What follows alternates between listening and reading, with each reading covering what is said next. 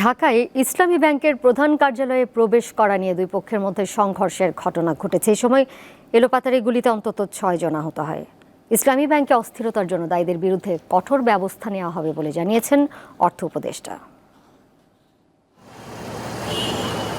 ইসলামী ব্যাংকের নিয়ন্ত্রণ নিয়ে মূলত ঘটনার সূত্রপাত। ব্যাংকটির কর্মকর্তারা জানান, ২০১৭ সালে ইসলামী ব্যাংকে নিয়ন্ত্রণ নেয় চট্টগ্রাম ভিত্তিক ব্যবসায়িক প্রতিষ্ঠান এসালম গ্রুপ। এরপর ব্যাংকে শত শত কর্মকর্তা কর্মচারী নিয়োগ দেওয়া হয়, যাদের বেশিরভাগই পটিয়া উপজেলার।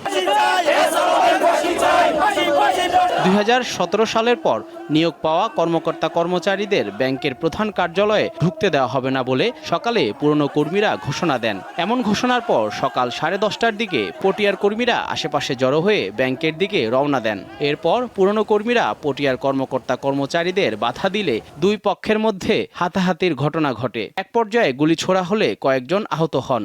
গুলির জন্য এসালম গ্রুপকে দায়ী করেন ব্যাংকের পুরনো কর্মকর্তারা। খবর পেয়েছি যে আলমের প্রেতাত্মা আমাদের ব্যাংকটাকে পুনর্দখল করার জন্য তারা আক্রমণ করবে।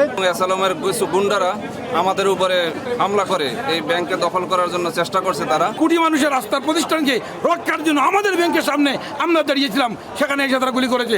গুলিবিদ্ধ একজনের অবস্থা আশঙ্কাজনক। কেউ কেউ প্রাথমিক চিকিৎসা নিয়ে হাসপাতাল ছেড়ে গেছেন।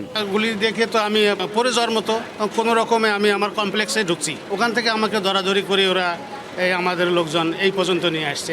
এর আগে ছাত্র জনতার আন্দোলনে 5 আগস্ট শেখ হাসিনা সরকারের পতনের পরদিন এসালম গ্রুপের নিয়োগ করা কর্মকর্তাদের ব্যাংক থেকে বের করে দেন বিক্ষুব্ধ ব্যাংকাররা। ইসলামী ব্যাংকে অস্থিরতা নিয়ে সচিবালয়ে অর্থ ও পরিকল্পনা উপদেষ্টাকে প্রশ্ন করা হলে তিনি জানান, এই অবস্থার জন্য দায়ীদের বিরুদ্ধে আইনগত ব্যবস্থা নেওয়া হবে। জহিরুল মোহসান, দীপ্ত সংবাদ, ঢাকা।